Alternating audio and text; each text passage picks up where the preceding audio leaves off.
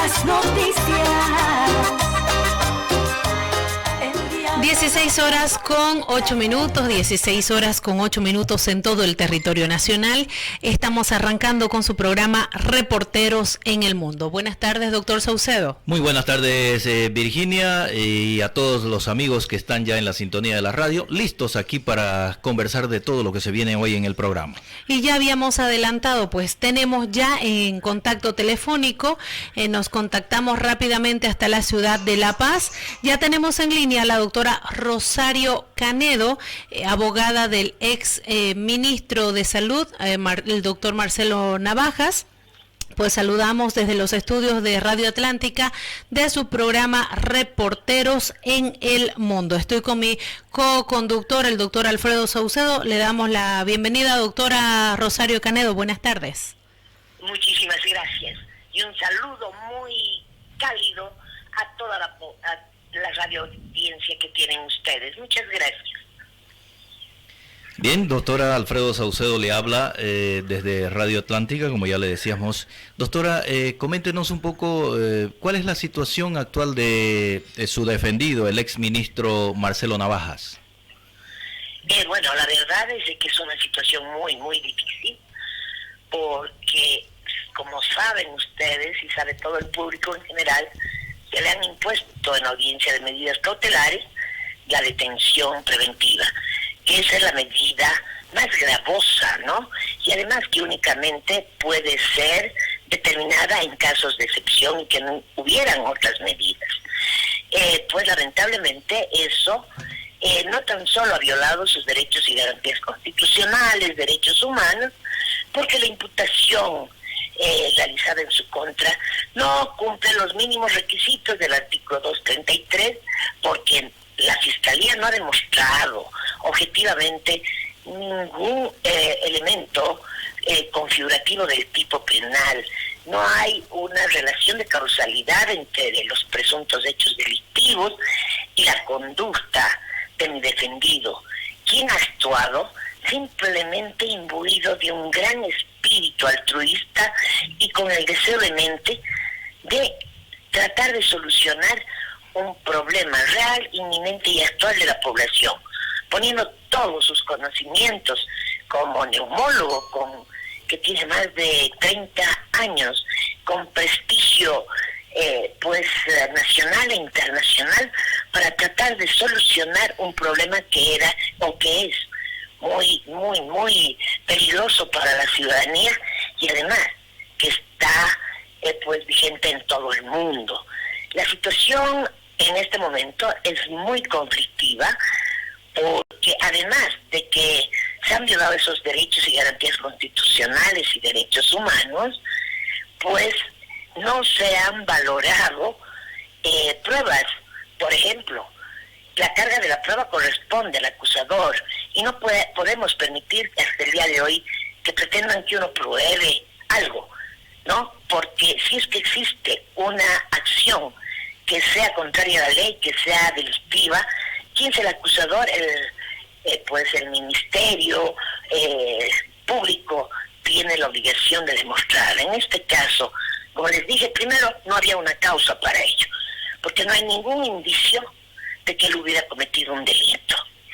Dos, se han presentado certificados médicos que él ha sufrido 2 infartos cardíacos e inclusive han tenido que utilizar mecanismos para revivirlo. Entonces, hemos presentado certificados médicos que no han sido valorados por la autoridad jurisdiccional, que tenía la obligación de preservar no tan solo el debido proceso, ¿sí?, sino realizar una resolución debidamente motivada y fundamentada porque se lo impone la ley. La administración de justicia no puede ser arbitraria, porque definitivamente no es la voluntad ni de los fiscales ni de los jueces actuar como les dé la gana, sino definitivamente tienen que someterse en el marco de la ley.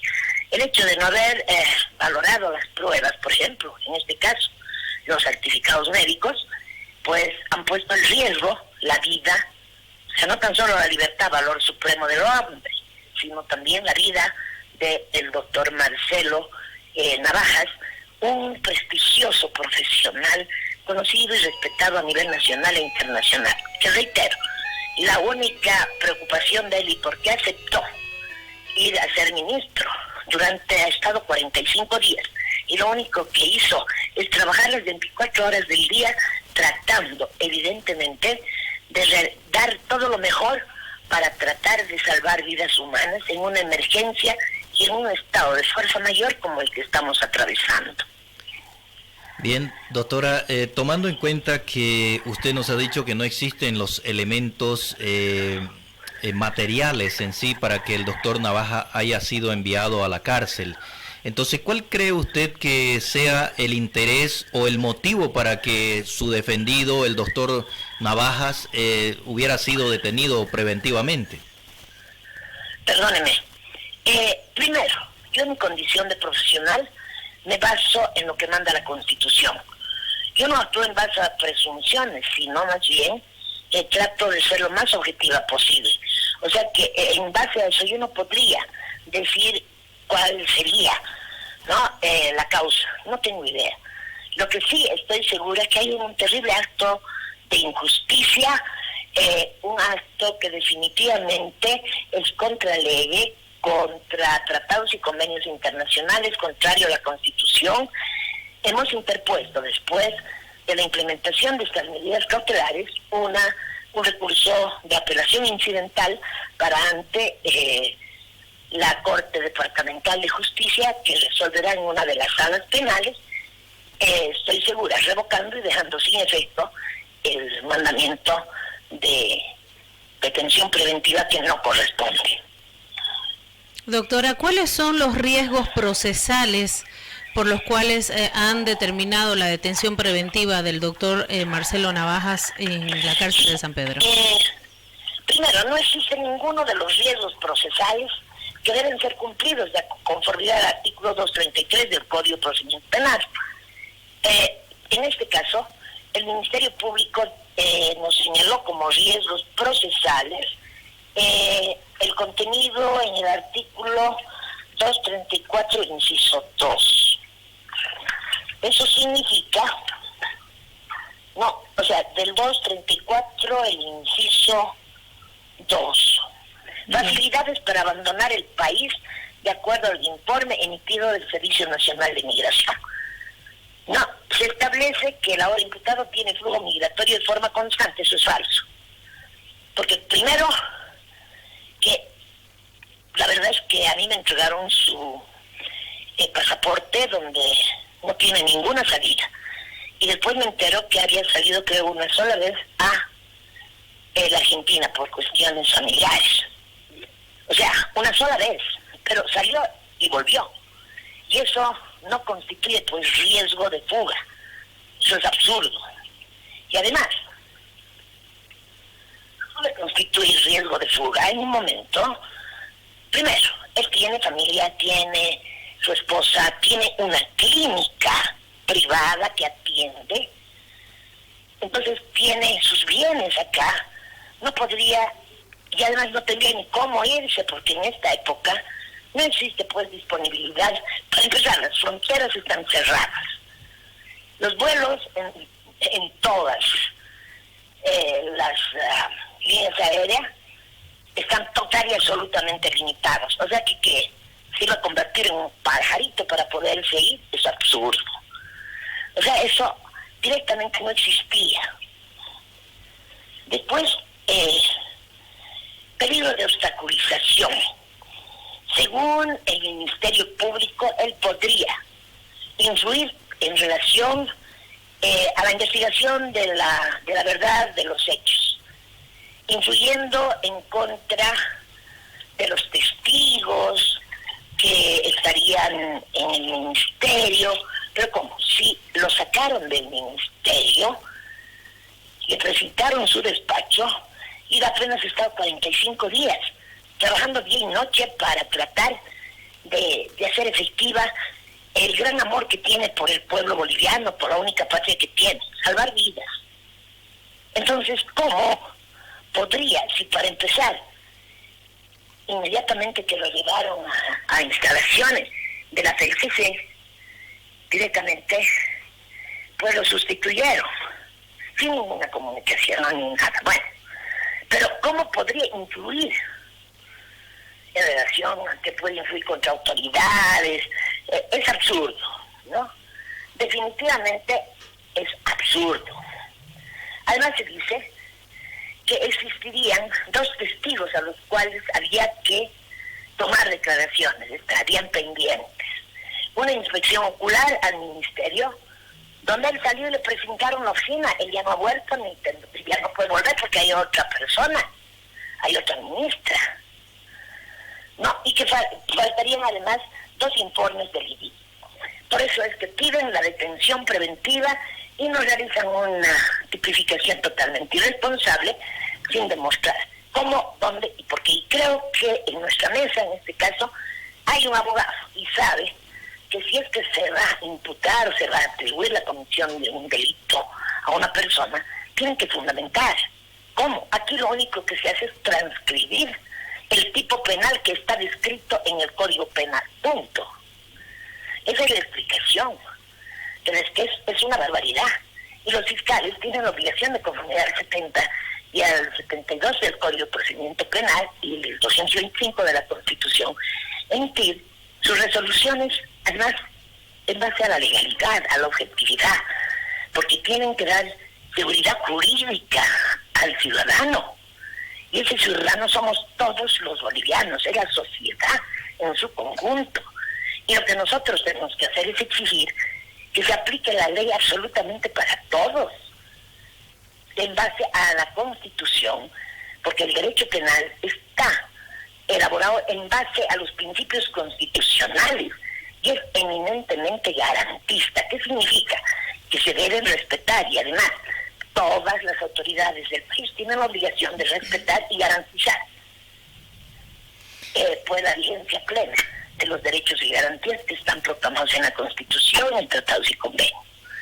Entonces, bueno, esperemos de todas maneras que ese recurso de apelación que tenemos planteado pueda ser revocado por la instancia superior y inmediatamente se le dé pues la libertad por y simple o por último detención domiciliaria.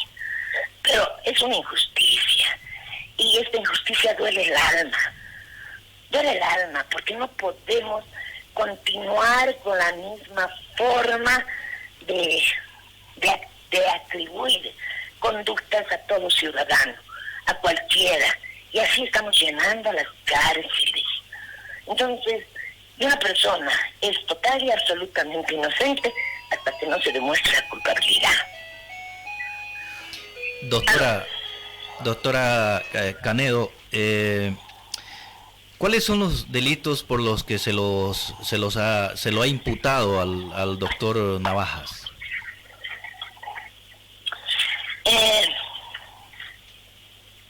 Son, a ver, malversación, conducta antieconómica, incumplimiento de deberes.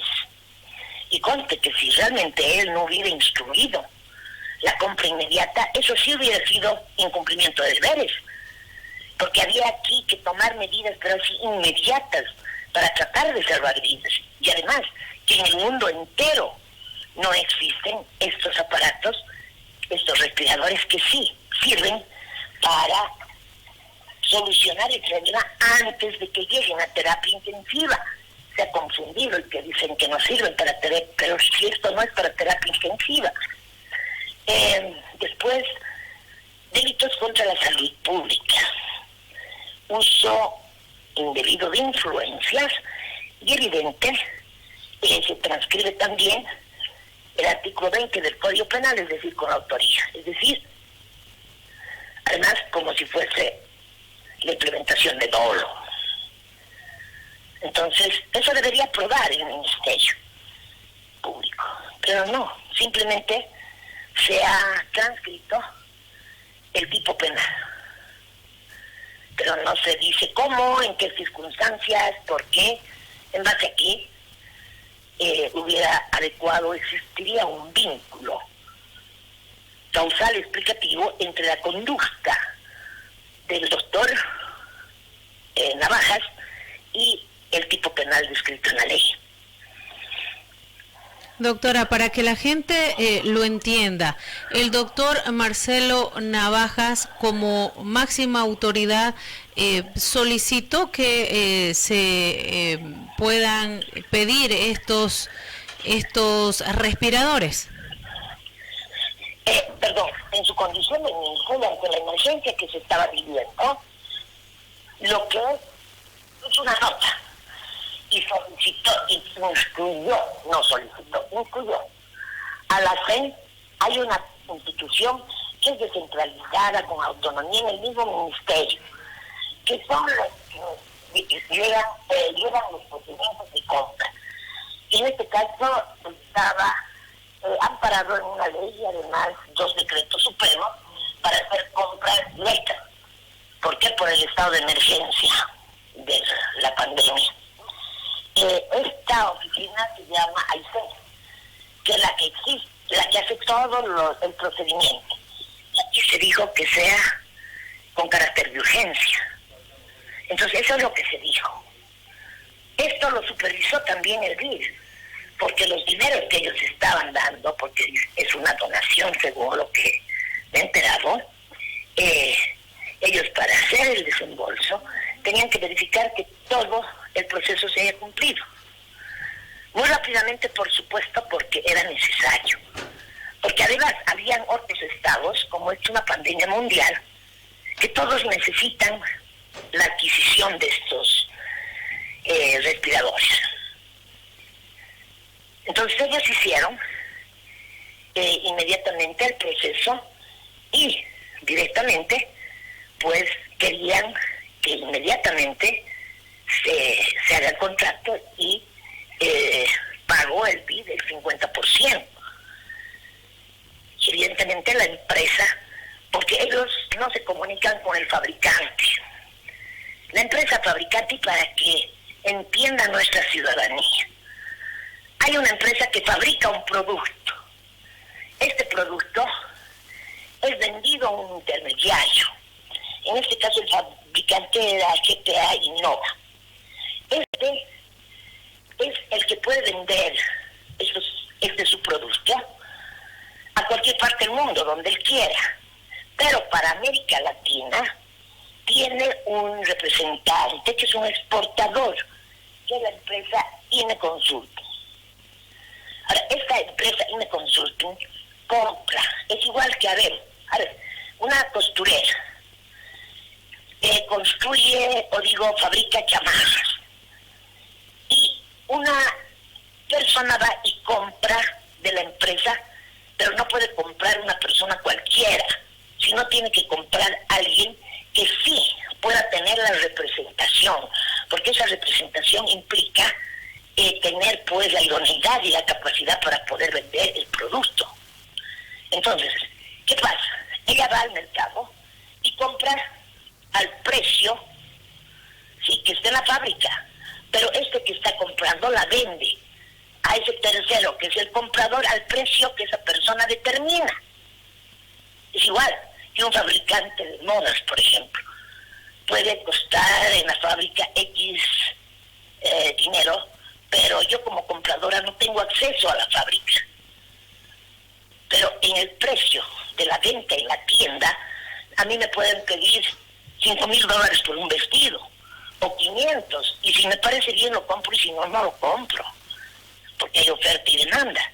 Entonces, aquí se ha comprado, o han comprado de INE Consulting, ¿no? ¿Y quién fija el precio?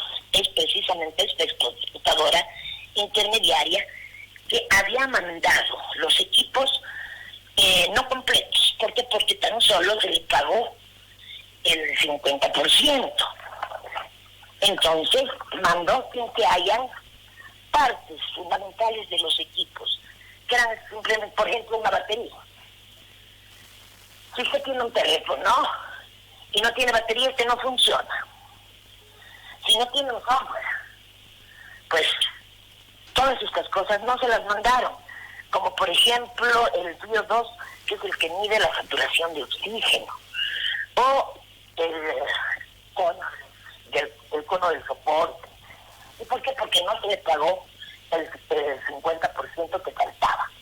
Entonces llegaron acá esos equipos donde faltaban estas cosas y no se pudo hacer, no se realizó. El Ministerio de Salud,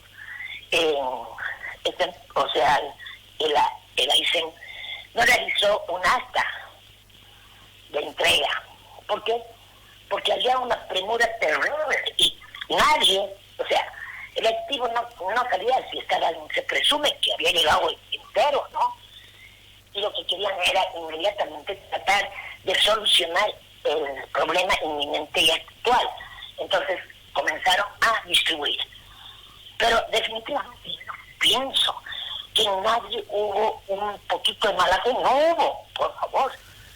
Hubo toda la buena fe, tratar de solucionar el problema que se tenía en ese momento y que todavía tenemos. Ahora, yo les voy a decir que hay normas de regulación en la Unión Europea que si el producto no tiene los estándares de calidad o definitivamente no lo queremos, se nos puede devolver. Y tenemos hasta el 29, que son 14 días a partir de la entrega. Doctora, ¿eso está tipificado en el contrato de estos respiradores? No, existen normas de regulación de la Unión Europea, porque este producto es europeo. ¿Sí? Entonces, en la Unión Europea, si es que usted ha comprado algo y no está de acuerdo, va y lo devuelve. Pero tiene que estar dentro del tiempo establecido, porque en caso contrario su derecho caduca. En ese caso, nosotros decimos, señores, el producto comprado no reúne las condiciones ni de calidad ni nocible, no los necesitamos. Por lo tanto, resolución del contrato. Y ellos le devuelven el dinero al pagador, en este caso al BID, y nosotros devolvemos los equipos a esta empresa, porque además hay montones de empresas, o sea, de estados que están esperando que se venda estos equipos. Tan solo en Bolivia pasan estas cosas. Y porque hay estados que sí, por ejemplo, el Perú estaba queriendo desesperadamente y nos dieron a nosotros, según tengo esa información, que tampoco me consta, ¿no? Pero en todo caso, eso es lo que dijeron. Que a Bolivia se les dio un trato especial.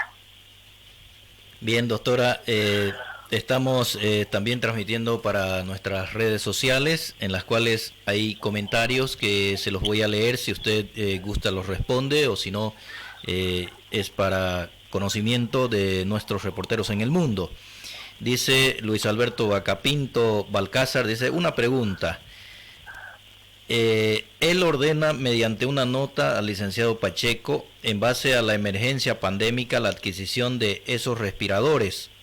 Eso no lo incrimina, pues él entiendo la MAE, dice. Ese es Luis Alberto Bacapinto.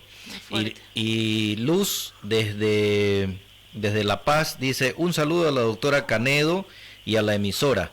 Doctora Canedo, el doctor Navaja supervisó la redacción del contrato de compra de los respiradores y un asesor de la AICEM renunció al no querer elaborar el documento, ya que el asesor indicó que no cumpliría los requisitos. No nos olvidemos del sobreprecio de los 170 respiradores, dice Luz desde la ciudad de La Paz. El doctor Pacheco desde Santa Cruz dice, según la doctora, entonces, ¿cuál era la responsabilidad o el papel del doctor Navajas en la adquisición de dichos respiradores? Consulta a la doctora si el doctor Navajas no observó el sobreprecio, dice doctora en las redes sociales. ¿Qué puede decirnos usted con relación a todo esto? Mire, definitivamente, yo lo único que quiero decir es que el doctor Navajas, lo único que hizo a raíz del gran amor que tiene a su patria, Bolivia, en un estado de emergencia, dejó su clínica, dejó todo, para tratar de ir y prestar un servicio. Para empezar, se equivocan porque él no podía hacer un seguimiento, porque esa no es su producción. Entró y estuvo 45 días. Y lo único que hizo es poner las 24 horas del día para tratar de solucionar un problema. Antes había un contrato que se había suscrito por el otro ministro, que parece que la venta se cayó, entonces no pudieron haber hecho efectivo el contrato. Entonces había la premura, había la necesidad, había el estado de fuerza mayor para hacer que haya la compra. Entonces, ¿el que hace? Con la mayor buena fe, lo que hace es incluir que se realice la compra, ¿sí?, en el tiempo más breve posible. Ella no puede ir e inspeccionar y verificar cómo está el contrato, porque ya no es una institución. Hay precisamente este órgano del propio ministerio que es la ICEN, que es el que tiene que hacerlo. Y así lo hizo, de acuerdo a todo lo que hemos podido ver, inclusive en la audiencia de medidas cautelares, donde hay la aprobación, sí, y la aceptación, la no objeción del BID, que después de haber verificado todo, fue y pagó el 50%. Entonces, él no tenía por qué hacer ningún seguimiento, porque definitivamente él no es pues un administrativo que tiene que hacer seguimiento de esas cosas. El ministerio más, o el ministro, en épocas tan difíciles como las que atravesamos, tiene otra función. Pero es una pena porque en nuestro país partimos del principio siempre de culpabilidad. Y en este caso, el doctor Navajas lo único que hizo es tratar de servir y servir bien a su patria. Evitar que la gente se muera, como pasó, por ejemplo, con el gerente de Axis, ¿no?, que no tuvo el auxilio necesario antes de la terapia intensiva. Estos equipos no son de terapia intensiva. El gran problema es que no mandaron completos. ¿Por qué? Porque no se les pagó el 50%. Bien, doctora, una consulta. ¿Quién firma en realidad el contrato de la compra de estos respiradores? Mire, la verdad es que yo no he visto todavía el contrato, pero sí le puedo decir con certeza absoluta que no firma el doctor Navajas, porque no era su atribución. Es gente que de AICEN, de esta entidad descentralizada, la que firma el contrato. Doctora, otra consulta tengo para usted en cuanto a las pruebas que fueron presentadas por el Ministerio Público o Ministerio de Gobierno en contra del doctor Marcelo Navajas. ¿Qué pruebas hay? No hay ninguna. Pero por Dios, el hecho de que él haya instruido en un momento de terrible estado de necesidad del pueblo para tratar de adquirir equipos que eran muy necesarios para salvar la vida de las personas, pero con mayor buena fe y el amor que tiene al único país que tiene, Bolivia, y a su gente. Y estuvo nada más que 45 días. O sea, aquí no hubo absolutamente nada para como indicios de culpabilidad del ministerio. Toman esa nota. Creo que es absurdo. Doctor... No hay ningún elemento de convicción suficiente para verlo incriminado. No existe. Doctora Canedo, dentro de ese mismo tema, usted asegura que no existe ninguna prueba contra el doctor Navajas. Entonces, mi pregunta es, ¿cómo han hecho para determinar la probabilidad de autoría del doctor Navajas?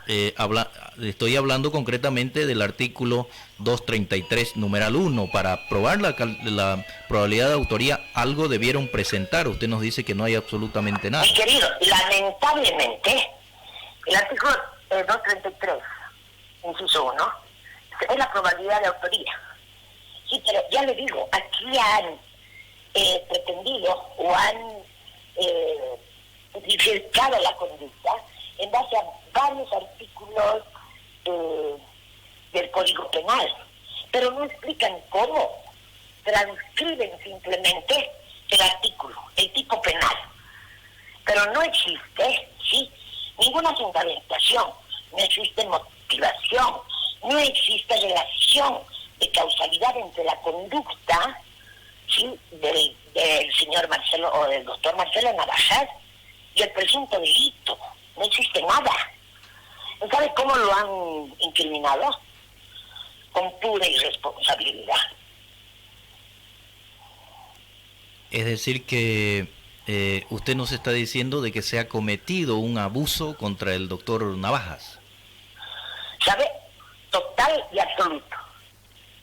Porque a nadie le está permitido actuar con abuso de poder y arbitrariedad. Aquí todos, absolutamente todos, tenemos la obligación de respetar las leyes.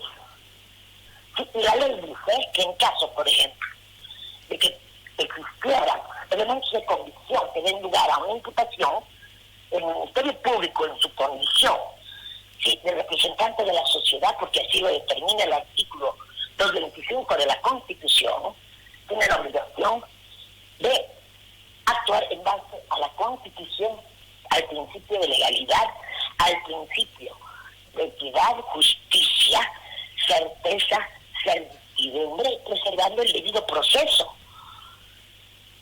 ¿Me entiendes? Pero aquí no se dio. Y por lo tanto hay violación flagrante a sus derechos y garantías constitucionales, derechos procesales y derechos humanos. Bien, ¿Tiene algún comentario? estamos conversando con la doctora Rosario Canedo. Ella es abogada del ex ministro Marcelo Navajas, desde la ciudad de La Paz, vía telefónica. Doctora Canedo, desde Panamá, Ariel Muñoz dice: buenas tardes. Mi pregunta a la doctora es la siguiente. Su cliente, en función de ministro de Salud, conocía las políticas específicas para compras y suministros, especialmente para la pandemia. Dice, ¿qué nos puede decir, doctora? Mire, voy a responder a este señor manifestándole que hay una ley y hay dos decretos que son de excepción propios para solucionar y tratar de las adquisiciones en estas épocas y por estas causas. Y precisamente es que hay adquisiciones que son directas. Entonces, no esperas licitación, no esperas ningún otro proceso de contratación. Es una adquisición directa. ¿Por qué? Porque hay la emergencia. En este caso, había el BID, que es el que iba a pagar el dinero, que de acuerdo a lo que tengo entendido, era una donación, pero eso por eso es que instruyó que se haga el contrato lo más antes posible. Pero en este caso, ¿quién tenía la obligación en caso de que hubiera habido alguna irregularidad? Es esta propia institución que es la ICEN, de observar o el mismo BID, porque tiene instancias que controlan esta suscripción, porque es el que va a pagar. Y aquí no hubo absolutamente ningún tipo de irregularidad, no hubo dolo, no. Hubo el profundo amor a la patria de tratar de solucionar un problema inminente y actual, salvar vidas. Bien, doctora, usted nos comentaba hace poco de que no llegaron en realidad todos los implementos, los equipos de estos respiradores para que puedan funcionar, como el caso de la batería y algunos otros implementos, que eso ha generado también mucho comentario, especulaciones quizás dentro de la opinión pública. Usted nos decía que estos equipos no llegaron porque no se pagó la totalidad del dinero que se tenía que pagar a la empresa. ¿Es así? El 50% a la empresa vendedora. Entonces ese es el motivo para que no hubieran llegado completo. No es que haya habido una mala fe en ese sentido. Pero claro, es lógico. A ver, si usted quiere vender algo y se comprometen a pagarle tanto, y llega un momento en que tan solo le pagan el 50%, entonces usted tiene, por supuesto, temor inclusive de mandar todo, porque no sabe si realmente después le van a incumplir el contrato o le van a pagar. Entonces, ¿qué es lo que hace esta empresa? Se le otorga una serie de implementos y dice, porque además tenía que enseñar a la gente a utilizar estos equipos, porque además debía dar ese servicio, ¿no? Entonces, no se dio eso.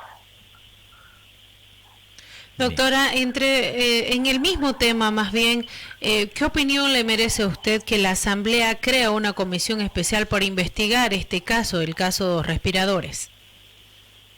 Pero, perdónenme, son instancias, por ejemplo, la Asamblea Legislativa tiene una misión y una función, que es la de fiscalización.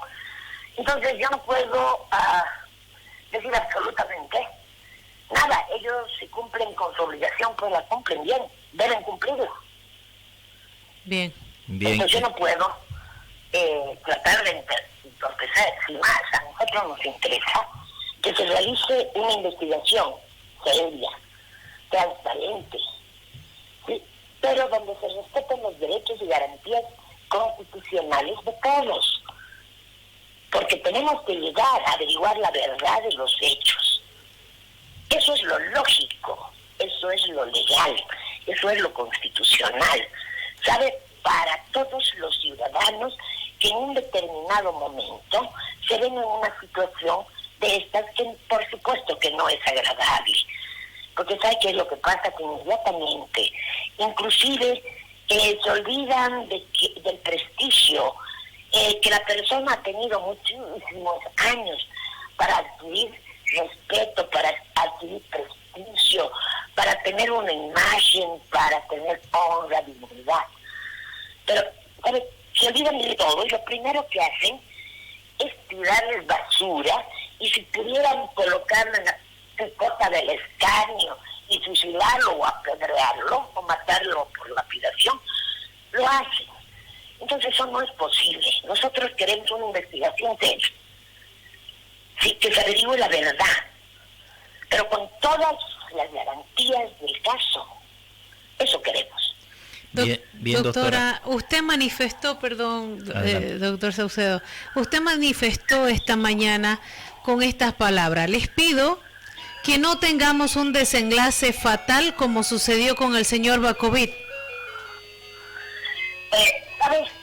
Lo que yo dije es que mi temor, por el hecho de no haber apreciado pruebas fundamentales como eran certificados médicos, porque además es una persona de la tercera edad, cuyos derechos están garantizados no tan solo por la Constitución, tratados, convenios internacionales, sino también por leyes especiales. Pero no se tuvo absolutamente nada en cuenta. Y además certificados médicos que demostraban los infartos que él ha tenido, la situación caótica de salud que tiene, que se constituye en un individuo con un riesgo, pero así terrible.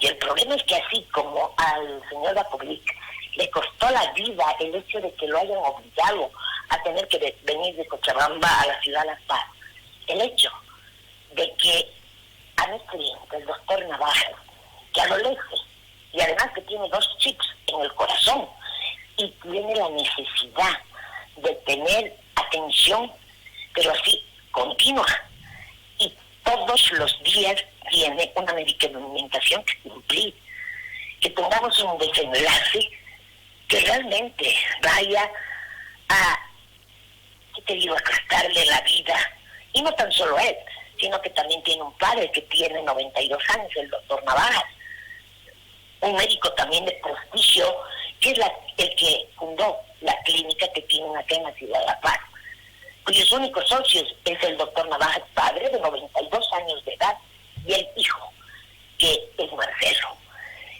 Entonces, esto es una tragedia, porque cualquier rato puede acontecer cualquier cosa, y ese desenlace es producto de una injusticia total y absoluta, de una vulneración y violación y supresión a sus derechos y garantías constitucionales, puede costar la vida a un prestigioso profesional. Es una pena. Doctora Rosario Canedo, dentro de todo esto que usted nos manifiesta, que se ha cometido abusos contra el doctor Navajas, se han violado sus derechos y todo eso, eso constituyen obviamente dentro de la normativa boliviana delitos contra quienes lo hubieran hecho estas actuaciones violentas en contra de los derechos de las personas. ¿Está haciendo o van a hacer ustedes o usted como abogada alguna acción legal contra los responsables de la violación de los derechos del doctor Navajas? Perdónenos, lamentablemente sí es verdad que la Constitución política determina la obligación que tienen todos los ciudadanos, y más aún todas las autoridades, de garantizar los derechos y garantías constitucionales de todos. Quien no respeta la Constitución está sometido a las leyes. No, las autoridades tienen la obligación de preservar la dignidad y la libertad de las personas porque son derechos de primerísima generación, que son inviolables y directamente aplicables, porque así lo determina y lo manda imperativamente el artículo 13 y 109 de la Constitución Política del Estado. No, entonces, el problema, el debido proceso, debe ser preservado desde el primer inicio de la investigación, y esto se debe respetar. Y en este caso, lamentablemente, se han producido acciones totalmente anómalas y contrarias a la Constitución y al procedimiento. Pero evidentemente, en este momento yo tengo un recurso de apelación planteado contra las medidas cautelares que han ordenado de manera total y absolutamente ilegal la detención preventiva de mi cliente. Y espero que se haga justicia. Bien, doctora Canedo, Ariel Muñoz nuevamente desde Panamá dice, si me permiten un comentario, el amor a la patria por parte de los funcionarios públicos se manifiesta teniendo completo conocimiento de las normas y procedimientos, además de la integridad de todos los actos, dice desde Panamá Ariel Muñoz. Bien, creo que para concluir con la doctora Canedo, Virginia, ¿alguna otra pregunta que quieras hacerle? No, que queda claro lo que nos ha manifestado la doctora Canedo, más bien por el contrario, algún mensaje que ella quiera dar, algo que más que quiera expresar en esta entrevista en Reporteros en el Mundo. Sí, a través de ustedes y de Reporteros en el Mundo, lo que voy a poder pedir en Bolivia es que si queremos la existencia de una democracia y un Estado de Derecho, tiene que haber sujeción y sumisión total y absoluta de parte de gobernantes y gobernados al imperio de la Constitución y las leyes.